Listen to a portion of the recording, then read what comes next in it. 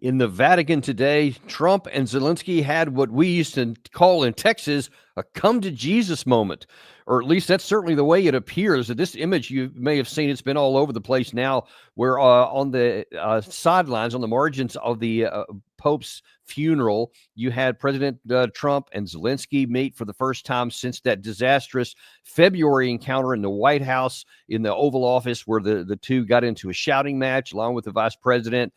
This was the first time they had actually met together. And this, of course, is coming on the heels of quite a number of moving parts that have become in London this week. Diplomacy and shuttle diplomacy going back between various capitals. U.S. people meeting with Witkoff specifically, meeting Russian President Vladimir Putin again in Moscow just yesterday. All kinds of things going on. So the real question everybody's wanting to know is, what were these guys talking about? Because I think even in this video here in a second, you're going to see, there's Keir Starmer came up and Emmanuel Macron, and for a short period of time, the four of them were talking. Everybody's trying to figure out what exactly was said by anybody. Up to this point, we can just kind of guess. That image that Gary showed there a second ago, that's the one that the U.S. is showing a lot. And really, this kind of looks like Trump's kind of glowering at him, sort of like a hawk looking down on his prey. Zelensky's kind of his shoulders are kind of forward. I've seen another version that was released by Zelensky, which the picture was taken from a different angle, and in that picture, it kind of made it look like Zelensky was on top and he was almost lecturing Trump, etc. So it's interesting how the PR dynamics are playing on both, and of course that leaves everybody to wonder what actually is happening. Now, Trump has been making a number of statements on Truth Social and also in various speeches that he's given these days, which is saying that he thinks we're very close to an end, that we're on the brink of something that he says that we talked to the Ukraine side, we talked to the Russian side, and we've got most of the terms settled, but we're just right on the cusp of it. I want the killing to stop. He keeps saying that over and over. 5,000 people a week, he says, are dying, and all that. And so the question is, and we talked about this on our show yesterday, I'm kind of viewing this diplomatic situation like a boxing ring where you have four corners, and instead of having two guys each go to their corner, you have four guys and they're each in their own corner. And in this particular case, you got Putin in one, Trump in another, Zelensky in another, and then Europe, not one guy, but Europe itself in the fourth corner. And when you look at what each of these sides are saying, they're not saying the same thing. I don't see anything even today, and I've been scouring right up until the time we go live today, what each of these sides are saying, and I don't see a lot of convergence with anyone. I see a lot of guys talking about their view, and I don't see much changes. So again, we're coming to the point to where Trump's going to have a really hard decision to make. He has said, and emphatically at the beginning of this past week, both with the vice president, Secretary of State, Trump himself, if we don't get the deal we're looking for, if I don't think that everybody's, both of the two main parties are willing to come to a negotiated settlement, we're going to be willing to walk. And then he said, I think we're getting close. So now we're going to see, is he getting close to all these additional signals in the other three corners, which seem to think that indicate that they're very far apart from anywhere Trump is at? Are they just posturing? And then all of a sudden, maybe our first part of this coming week, they're all going to converge in the middle and they're all going to meet together and have one side or one position? I doubt it. But I mean, who knows? Maybe there's things going on behind the scenes that we don't know about. But I can't talk about what we don't know about. But what I can share with you is what we do know about. And first of all, that headline Gary popped up there a second ago is that in an interview with Time Magazine, Trump just again categorically said Crimea will stay with Russia. There was no ambiguity about that. There's no, we're negotiating this. That's just a statement of fact. So apparently in Trump's telling, in his preparation, that's going to go to Russia, and we're going to de jure, we're going to legally recognize it as Russian territory. That's a big deal because on Wednesday, you had Volodymyr Zelensky say, yeah, that ain't happening. And, remember the image I've shown where he kind of goes, what you going to do about it? No, that's our territory. It ain't going to, there's not even anything to talk about. That's what he said on Wednesday. So again, you see, back to this boxing ring analogy here, you got Trump over here and you got Zelensky on the other side over here on this Crimea issue. I mean, just taking that one issue, they're still on the opposite sides of this discussion here. So Yeah, that's the one right there where, yeah, see, there's nothing to talk about. It's beyond our Constitution. And then what's he continue to say there that, all right, well, I guess we stopped the video there. That's fine. But the bottom line is it's our territory. It's territory of the people of Ukraine. So he says, yeah, there's nothing to even talk about. So you have him saying that on Saturday, and you have Trump being recorded as saying that earlier. I think today, maybe it came out last night. But you see, there's a big problem here. So now then we see, all right, well, what else is going on? Let's look real quick at the Russian side of this. So I said Witkoff was met with President Putin again yesterday, talked for 3 hours. And the only thing that came out of this from the Russian side is that Putin confirmed his readiness for dialogue with Kyiv without preconditions. So he's saying, hey, we're willing to talk to anybody. We're willing to talk to the Ukraine side. Now, interesting, also yesterday when Sergei Lavrov was asked about the progress and what was discussed, et cetera, from the Russian media, and he says, we don't discuss diplomacy ongoing in the media. We keep that private. And then when we have something to announce, it's agreed by all parties, then we talk about it. But so they're not giving any indication at all, at least at Lavrov and the Putin level, what was going on in there. The only thing that came out was that statement that Putin said, we're willing to talk to Kyiv. It's interesting, and I think not coincidental. He didn't say Zelensky. He didn't say we're willing to talk to Zelensky. He said we're willing to talk to Kyiv or to Ukraine. So some authority there. So they're willing to talk to that side, but it doesn't look like they're willing to talk to Zelensky himself because, as they've said many times, the Russians say he is not a legitimate leader of Ukraine because he has gone past his term of service. They didn't hold another election in 2024 like the Russians did when their elections came up, even though they're all at war with each other. They say that proves that he's not a legally elected leader.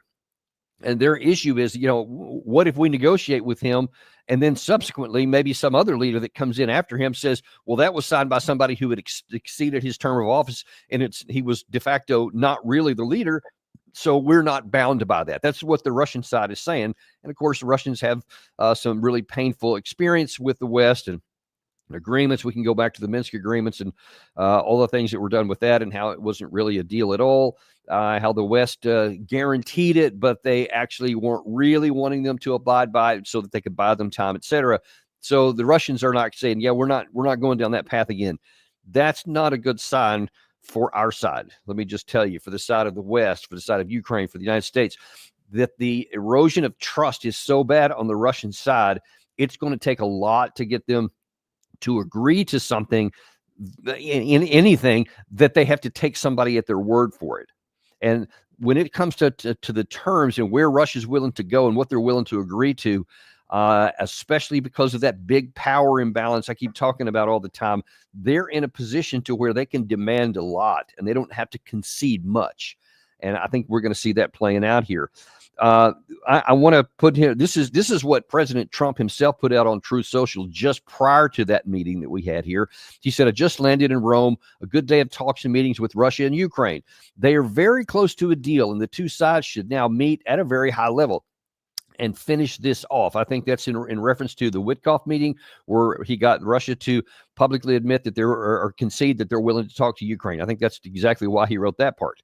Most of the major points are agreed to. Stop the bloodshed now. We will do whatever is necessary to help facilitate the end of this cruel and senseless war. Major points are agreed to. That's this part that gets a little bit more dicey. And the reason I say that is because now then, after that meeting between Trump and Zelensky went on X and posted this to where he kind of seemed to take it from a different perspective. He says, a good meeting. We discussed a lot one-on-one, hoping for results on everything we covered, protecting lives of our people, full and unconditional ceasefire, reliable and lasting peace that will prevent another war from breaking out. So those two things alone are quite telling because a full and unconditional ceasefire is nothing close to what the Russians are willing to do. They have categorically said they are not willing to do that.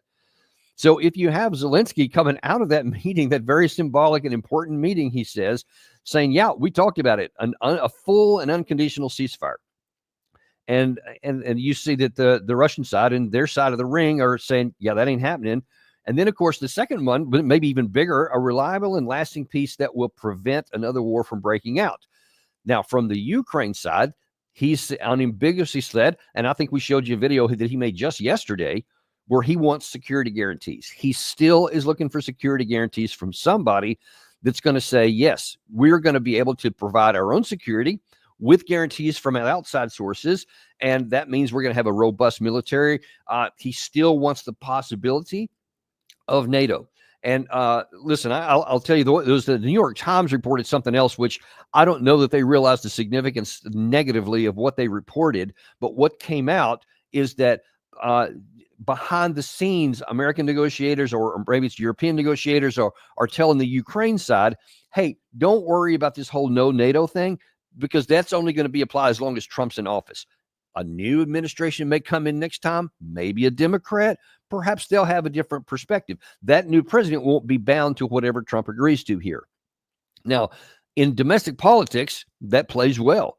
I mean, that happens all the time, especially anything that's not a congressional passed treaty or something like that, that's outside of the purview and the power of the White House. You can just change it with an executive order, et cetera. That's not good if you want an end to this, because I assure you the Russians are paying attention to what the New York Times said on this matter here. And when they hear you already saying, yeah, just agree to whatever, wink, wink, and then later on we'll just change it. So where is the motivation for Russia to say, yeah, we're going to take you guys at your word, and we're going to trust you that this whole thing about no NATO will continue to be the case? Because there's a lot of reason to think that it wouldn't be. And there is every reason for the Russians to not trust anything and to think, now, why would I want to stop short here? Why would I want to end the war on the current line of contact? Why would I want to end the war where there is a paper-thin promise that NATO will never be coming into Ukraine? And then especially the part that Zelensky's looking for, security guarantees, whether that's with the coalition of the willing, which, of course, we know the Russians are categorically against, and the Ukrainians and the Europeans desperately want. They also want a strong Ukrainian military. They want to keep it as big as it is now, or however big they choose to keep it.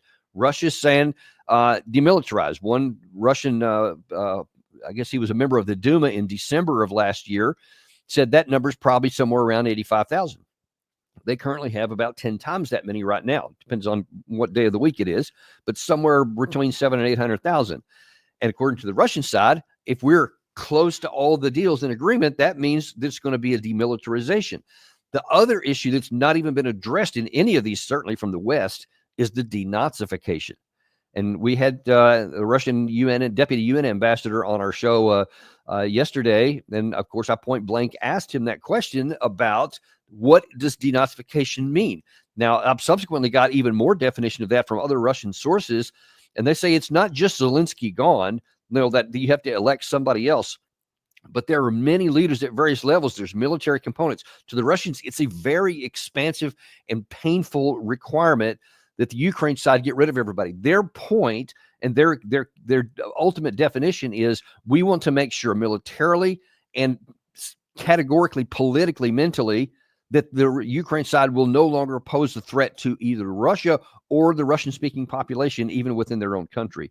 So the ask on the Russian side is quite large.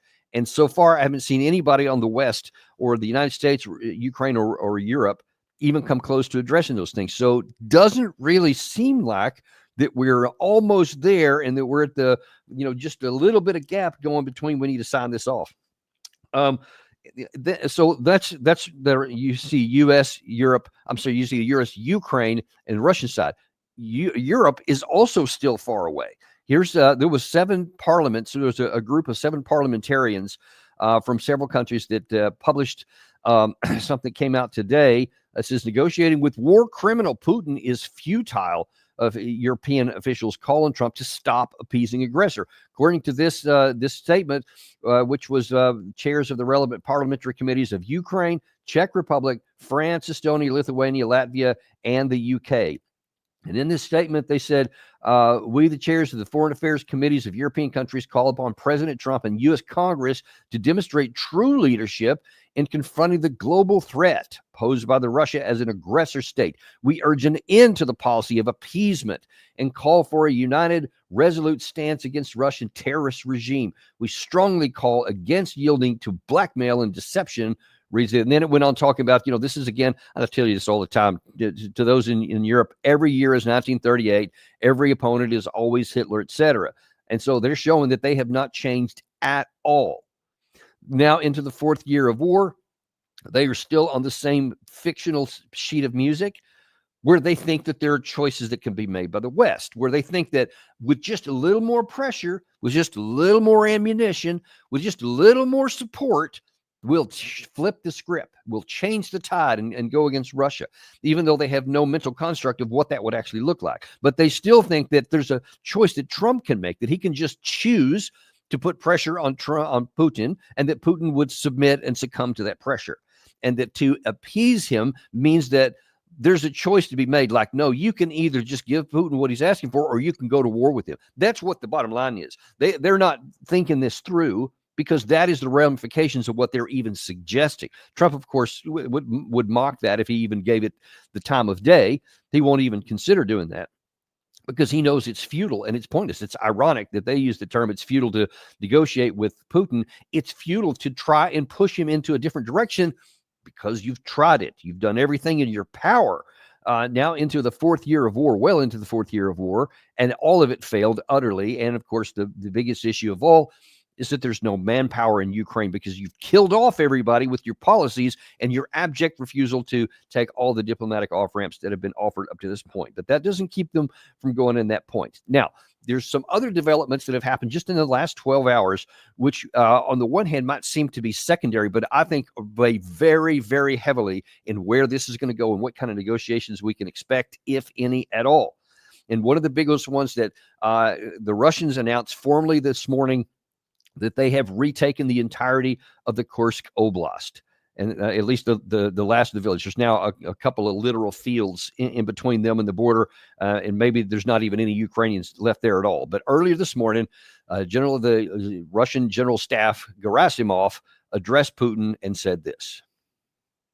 Comrade Supreme Commander-in-Chief, today the last populated area in the Kursk region, the village of Gornel, has been liberated from Ukrainian units. In this regard, the units of the 22nd Motorized Rifle Regiment of the 72nd Division, the 810th and 40th Separate Marine Brigades, the 177th Separate Marine Regiment, and the 1427th Motorized Rifle Regiment distinguished themselves. Thus, the defeat of the armed formations, the armed forces of Ukraine, that invaded the Kursk region has been completed. So what the Russians are saying now is that about a month ago, they made this huge move where, after, I guess it turned out to be around 8 months since August of last year, there was, remember that big thing where the Russians penetrated into a gas pipeline and then went like 13 or 16 kilometers inside the pipeline, and then burst out behind the Ukrainian front lines and just had a big rout of it, and it just caused this cascade effect, and like 80% of what was left just collapsed into a small portion here, and it took another month plus, I guess, to get them pushed out. But now then the Russians are saying that has been completed. Most of the independent mappers, I did a quick check this morning, seem to agree with that assessment. And there's literally just a couple of slivers of a field and a meadow that are still formally or technically not yet cleared. The Russians hadn't gotten up to that border. But the cost to the Ukraine side has been monumental. Ukraine launched this in August of last year with this big claims that they were going to punish Russia, that they were taking the fight to their territory, et cetera, that they were going to, show them what's what, and cause Russia to have to redeploy troops from elsewhere, and it was going to cause all these cascading effects, none of which happened.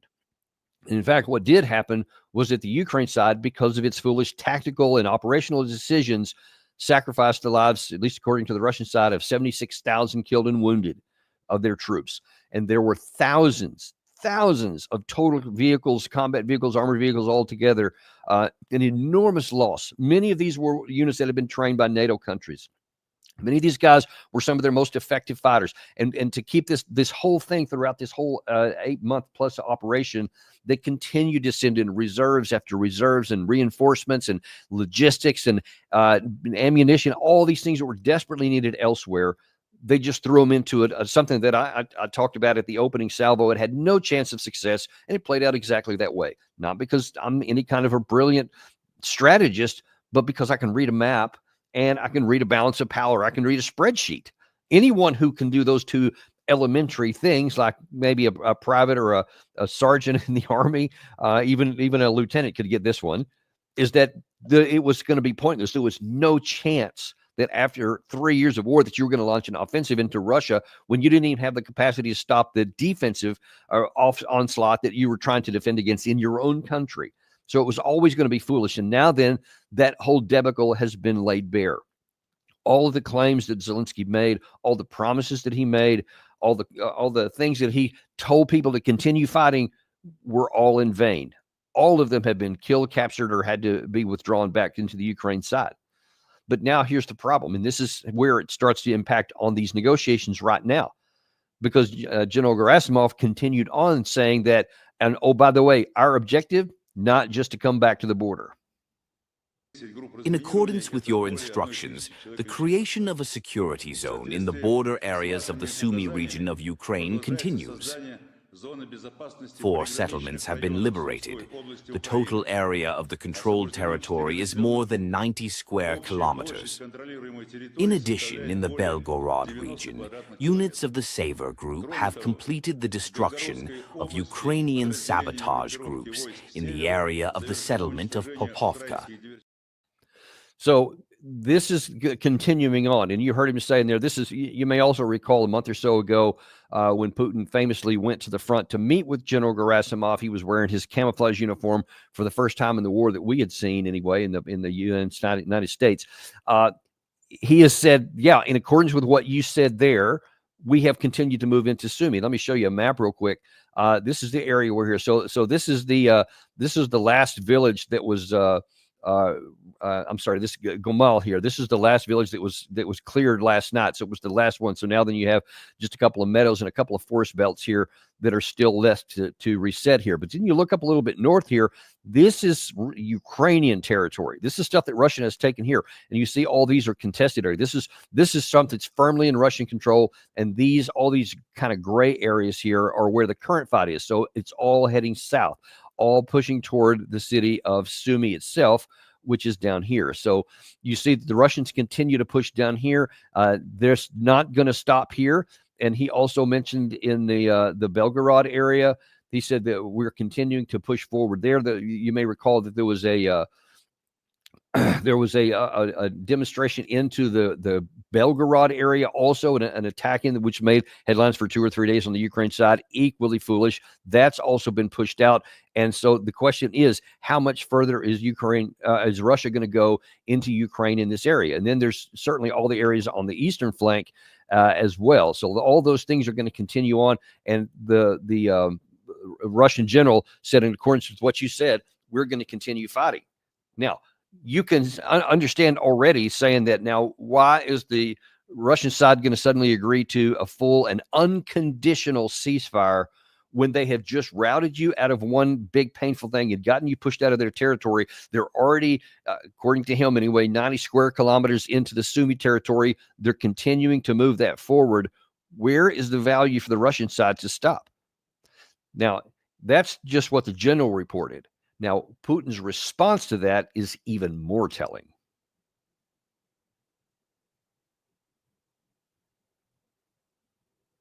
The Kyiv regime's adventure has completely failed, and the huge losses suffered by the enemy, including among the most combat-ready, prepared, and equipped, including the Western samples of the Navy,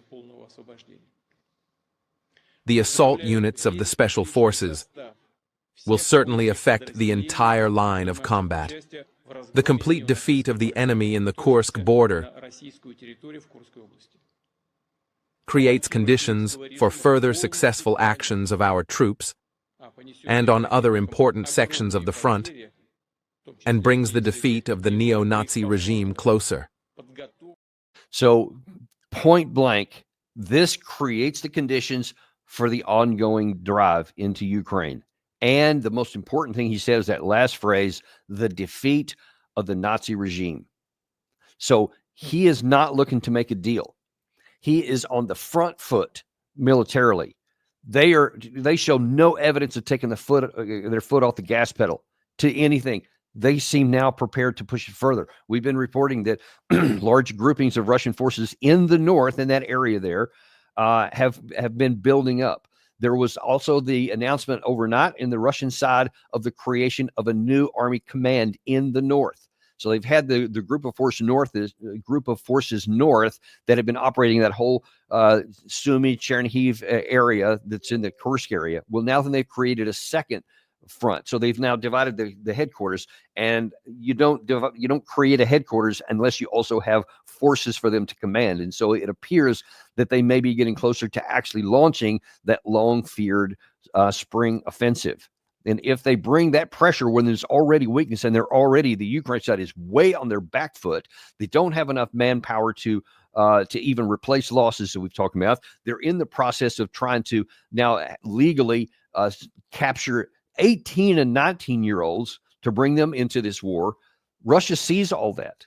And then they hear that, okay, yeah, you can, quote, have Crimea. Russians go, yeah, it's already ours, so that's not a concession. You see that Zelensky's looking for security guarantees. Zelensky's looking for foreign troops to be stationed on a demilitarized zone. They're seeing that even Vice President Vance on Monday said that, yeah, there would be an end of war somewhere along the current line of contact. Why would Russia agree to any of that? You have the New York Times saying that, yeah, even one of the absolute core issues was NATO in Ukraine, and even that has got a little nod, wink, wink situation. Why in the world would Russia agree to any of this? If you're taking the emotions out of it and your national connections out of it, and you're just looking at it in just naked power dynamics, if you're on the Russian side, I can't think of a reason why, when you have this history of the Western side not keeping its word, saying one thing, meaning another, and then taking actions that would actually put some of your ethnic people at risk, which they were doing in the Donbass with the civil war that had broke out from 1920 to 14 up through 2022. You see that they're even now it's kind of waffling on what their word is. You see the other side, even after all these defeats, is still trying to say, we want all these things and we want a unconditional ceasefire. I mean, why would they do any of that? I can't think of a reason. I suppose there's always some give, because it's not as though the Russians wouldn't gain something by having this terms that Trump's talking about. Having all of the sanctions since 2014 removed would be a huge boost to their economy. Having de jure control over Crimea, de facto control over the other 4 oblasts up to that territory, those are not minor. But to the Russians, many of the Russians anyway, that's not sufficient with the amount of blood and treasure they have expended. And they're saying, okay, we have them where we want them. But we've had 3+ years of the depletion of NATO rounds and ammunition. They are clearly almost depleted.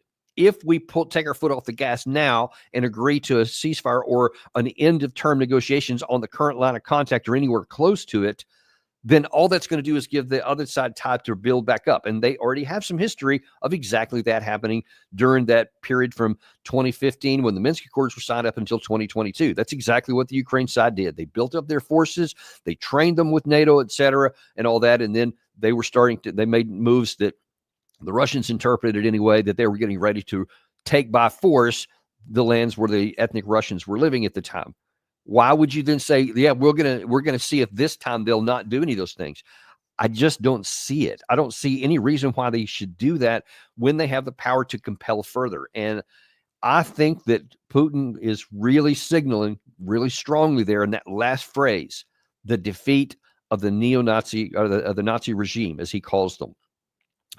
It would be an astounding turnaround for him to now negotiate with that very entity in the Latvian power. I think that there is no chance of that. So we need to be very clear-eyed on this in the West, that Trump wanting to get this war over with quickly, I can certainly understand his desire. I applaud his efforts. I think that was one of the biggest condemnations of the previous administration, is that all they wanted to do was keep shoveling coal into the engine so that the killing can continue on. Trump is very sharply focused on getting it over. So great on that, but he's going to have a really big choice to make very soon, I think. Are you going to be willing to make good on your word and walk if you don't get the deal? Because right now, according to what Zelensky himself sent out in an ex post this morning, And what Putin said in that speech this morning, those two guys, I said it's like four corners of a boxing ring. They're like out of the boxing ring now. They're on opposite sides. They're out of the ring entirely. They're so far away. Those things are not reconcilable.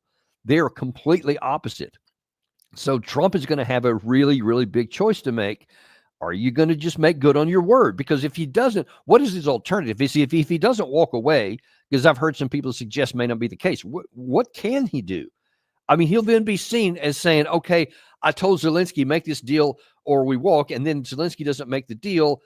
And he's got Witkoff talking to Putin saying that here's the deal we want to make. And then he really often will come off doing neither for either person. So then he'll be looking weak and powerless, that he can't compel Ukraine to do anything. He can't convince Russia to do anything. And then the only thing that's left is for Russia to win on the battlefield, however long that may take. So Trump has gotten himself into a pretty tough situation right now. Now, I think the absolute only and best thing he can do right now that makes sense for the United States and for Ukraine is to make good on his claim and walk like next week, because you can't drag this out much further. At some point very soon, either Zelensky's going to have a radical change or Putin's going to have a radical change. One of those two is going to have to, because Putin has got his foot on the gas, folks. He just had this huge military success here in Kursk. And oh, by the way, don't lose sight of this. May 9th is coming up. And in Russia, May 9th is a bigger holiday than Christmas and 4th of July and all that stuff rolled together, I'm told, by people who've lived in Russia before.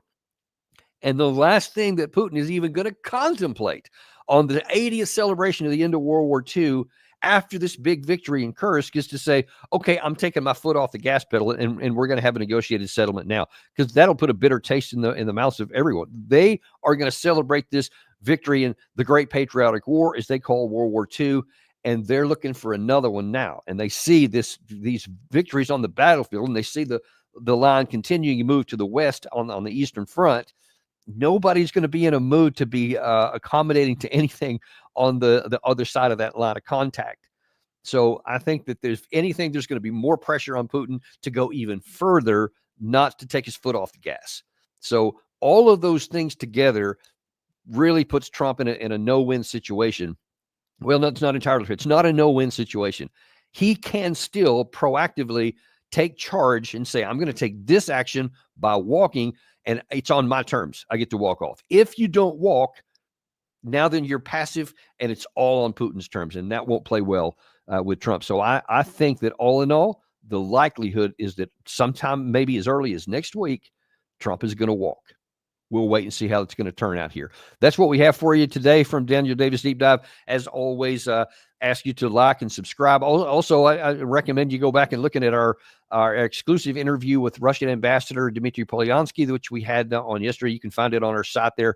By all means, go and check that out, because that gives you a lot of insight there too. He revealed a lot about what the Russian side is doing. So check that out. Be sure to like and subscribe if you haven't, and we will keep you updated on all of these events. Anything happens even over the rest of the weekend, come and check back here, because we'll be right on top of it for you. Thank you very much. We'll see you on the next episode of Daniel Davis Deep Dive.